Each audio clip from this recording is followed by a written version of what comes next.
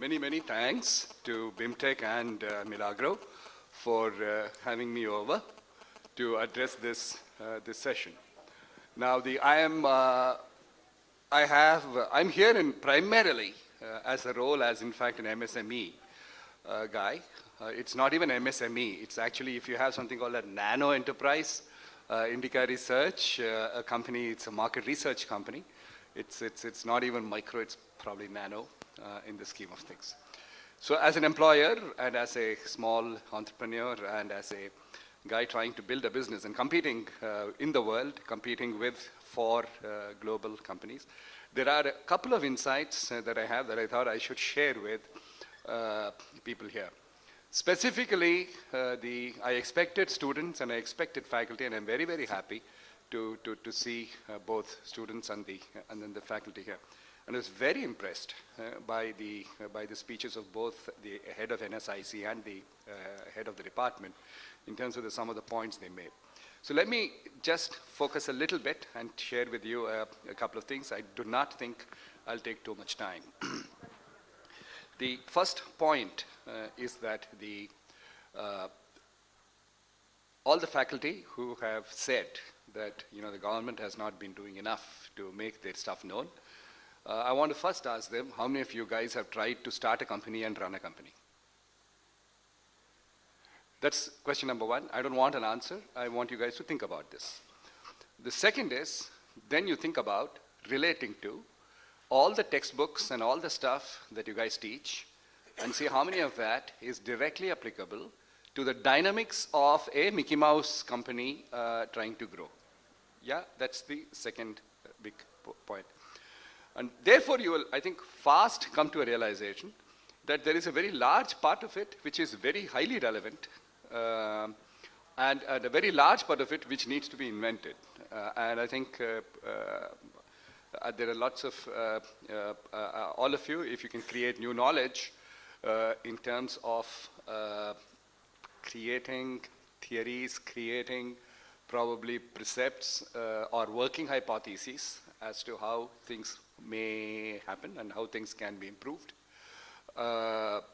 In the area of when you're trying to run a small company, it'll be enormously useful, and you have my support, whether you want websites or whatever, to have a forum to share that. That's number one point. The number two, knowledge is important, and I don't think a very large number of these MSMEs have access to knowledge. McKinsey couldn't care a damn about this group of people in terms of trying to market them or even sending their things in terms of what it's all about. These guys probably, most of the MSMEs, are obsessed with, are per force compelled to work with what they got and try to succeed with what they got. I think Professor Sheth said, you got to rise above the cash flow.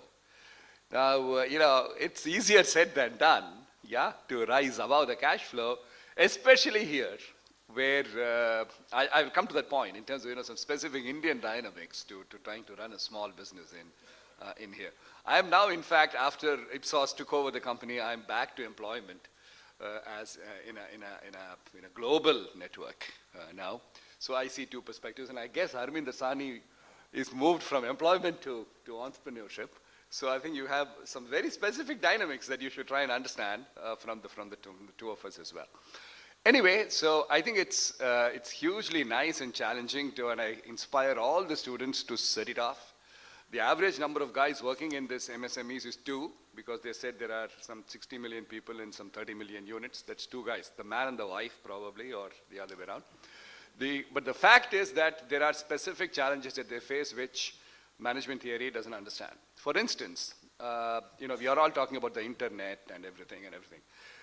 Our work for a broadband service provider to try and get the MSME sector's consumer behavior in terms of this is that the owner does not want, in fact, very high-speed internet and unfettered access to the internet, because then all the employees are going to waste their time surfing the net. They're not going to do the work. Now, so therefore, there is a control kind of a mindset there is a lack of trusting kind of a mindset, especially on monies, especially on IT. The moment you have to depend on somebody, and IT is something where you got to depend on a hell of a lot of people for, they have to chant all kinds of mantrams all the time before anything can really happen.